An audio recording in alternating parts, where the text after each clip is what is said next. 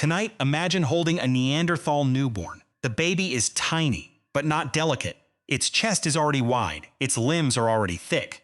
And inside that small skull, a huge brain has begun an extraordinary race. For years, scientists assumed they knew how that race ended.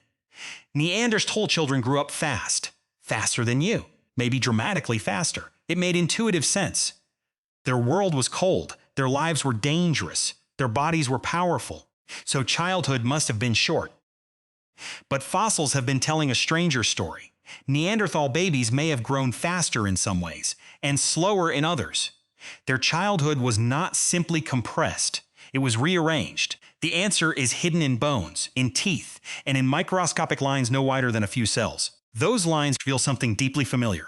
A Neanderthal child was not a miniature adult. It needed years of care, years of food, years of protection, and perhaps years of patience. So where did the idea of rapid childhood come from? Partly from teeth. Teeth preserve time unusually well. A male grows in layers. Think of tree rings made inside your mouth. Daily lines record each small step. Longer period lines mark repeating cycles. Researchers can count them. That turns a fossil tooth into a biological clock. In 2007, Tanya Smith and her colleagues studied a young Neanderthal from Skeletal cave in Belgium. They used high-resolution imaging. The tooth belonged to a child who died roughly 100,000 years ago. Its dental development appeared advanced for its age. The results supported an old suspicion. Neanderthals may have formed some teeth faster than modern humans. Then came a much larger comparison. In 2010, Smith and an international team examined fossil teeth from several early human groups. Their study appeared in the proceedings of the National Academy of Sciences. The pattern seemed clear. Modern humans had stretched childhood. Our teeth developed more slowly. Neanderthals often sat closer to an older, faster schedule. That finding was powerful, but it created a trap. Dental growth is not total growth. A tooth can mature quickly while the brain follows another timetable.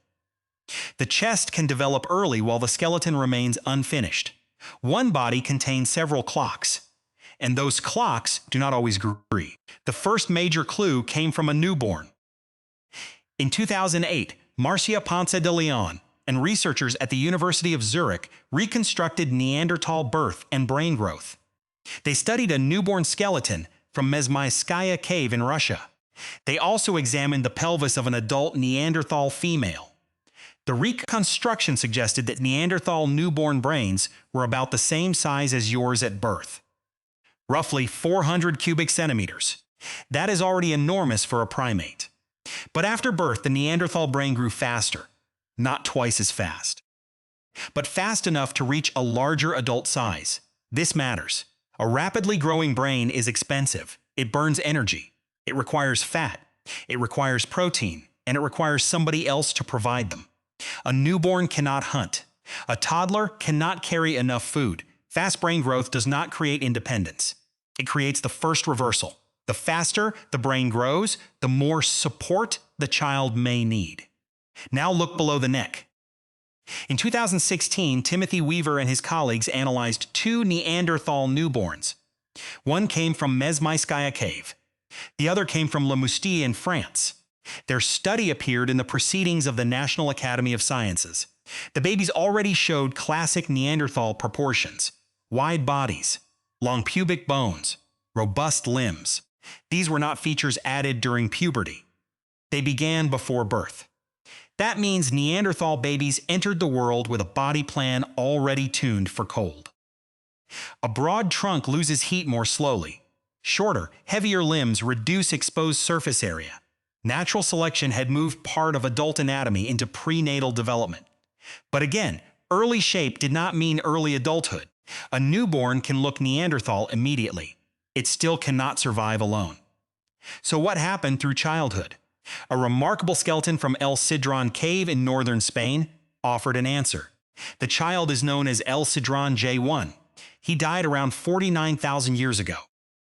In 2017, Antonio Rosas and his team published a detailed reconstruction in Science. They estimated that he was 7.7 years old. His teeth showed a development rate close to modern children. Most of his body also tracked within the modern human range. But two areas lagged behind. The spine was still maturing, and the brain had not finished growing. The researchers estimated that his brain was about 87.5% of the expected adult Neanderthal size. A modern child at the same age is usually closer to full adult brain volume. That suggests prolonged brain growth, not a rushed childhood. A prolonged one. This is the central twist. Neanderthal children did not simply grow faster. They followed a mosaic. A mosaic means different pieces developing on different schedules. The face had one clock, the teeth brain had another. Some parts accelerated. Some parts slowed down. And the complete pattern looked surprisingly human. The evidence from feeding makes it even more familiar. In 2020, Alessia Nava and colleagues studied 3 Neanderthal milk teeth from northeastern Italy. The teeth came from Raparo Broyon, Fumane Cave, and Dinadale Cave. They measured chemical changes inside the enamel and dentine. Barium was especially important. Barium moves from a mother's body into breast milk. It leaves a visible signal in growing teeth. That signal can reveal when nursing began to decline. The researchers found that these Neanderthal infants started weaning at about 5 or 6 months. That is close to recommendations and common patterns in modern humans. It does not mean breastfeeding ended then. Weaning is a process. It means other foods began joining the diet. The child still depended on milk, then gradually added softened meat, chewed plants, marrow, perhaps broth-like liquids from cooked foods. No prehistoric recipe survives, but the chemistry preserves the transition, and the timing was not radically alien. The infants began complementary feedings much like babies today. Now place that child inside a real Neanderthal camp. The air is cold. Smoke clings beneath a rock shelter. Several adults are working. One sharpens a stone flake. Another strips meat from a limb bone. An older child watches. The baby stays close to warmth. Its body is burning energy at an astonishing rate. The brain is expanding. The chest is growing. The immune system is meeting a world full of pathogens. The mother supplies milk. But she is not the only possible caregiver. Other adults can carry the infant. Older siblings can distract it. A grandmother can guard the fire. Archaeology cannot show every gesture, but biology sets the minimum.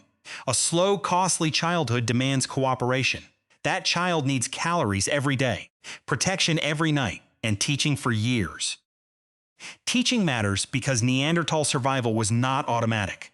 Stone tools had to be made correctly. Fire had to be maintained. Animal behavior had to be read. Landscapes had to be remembered. Seasonal plants had to be recognized. Even a powerful body was useless without learned knowledge. A child needed time to absorb it.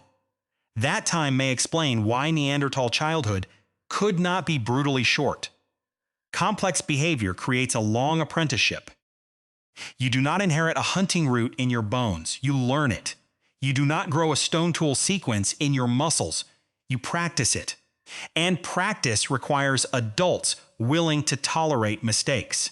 The fossil record even hints at sustained care for children with serious difficulties. In 2024, Mercedes Conde Valverde and colleagues described the inner ear of a Neanderthal child from Cova Negra in Spain. The specimen was nicknamed Tina. The anatomy showed a congenital condition consistent with severe hearing and balance problems. The researchers argued that the child survived for at least 6 years. Their interpretation suggested long-term social support. The exact diagnosis remains debated. Behavior does not fossilize cleanly, but survival itself matters. A vulnerable child lasted for years. That would have required repeated care, food, protection, and attention. This does not make Neanderthals saints. It makes them social humans. Their children were expensive. Their families had to respond. So did Neanderthal babies grow twice as fast as you? No, that headline is too simple. Some early brain growth was faster. So dental features developed faster. Their cold-adapted body shape appeared astonishingly early. But total childhood was not cut in half. At least some Neanderthal children grew at rates within the modern human range. Their brains may have matured for longer. Their feeding transition looked familiar, and their survival depended on years of care. The real difference was not speed, it was choreography. Same developmental pieces, different timing, different emphasis, a wider body sooner, a larger brain later, certain teeth ahead, parts of the skeleton behind. Evolution did not press fast forward. It edited the sequence. There is another reason the old story survived. Scientists wanted one clean dividing line: fast Neanderthals, slow modern humans.